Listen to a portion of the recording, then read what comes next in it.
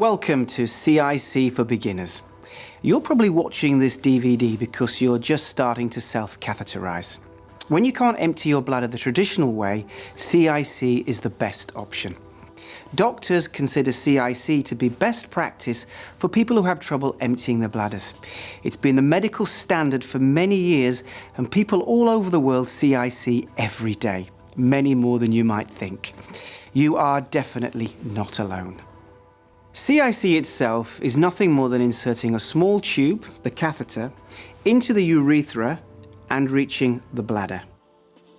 The urine flows down the tube and out.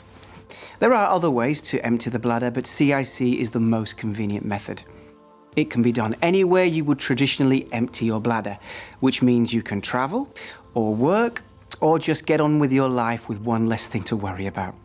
Just as important, CIC empties the bladder completely and effectively when performed with the proper technique and equipment, important in helping you avoid infections or other complications. Many people with limited mobility or coordination CIC regularly. Children as young as 5 learn to do it. And with a little practice and our tips, it'll become second nature. It really does get that much easier. First things first.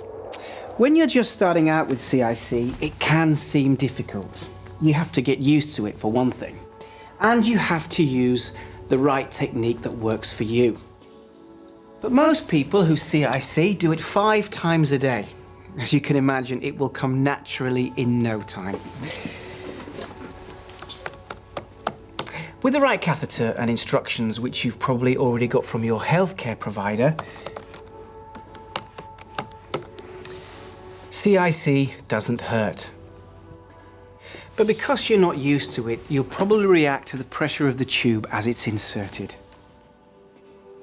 It's not painful, it just feels weird the first few times. I probably don't have to tell you how important it is that you stick with it. Our health depends on emptying our bladder regularly.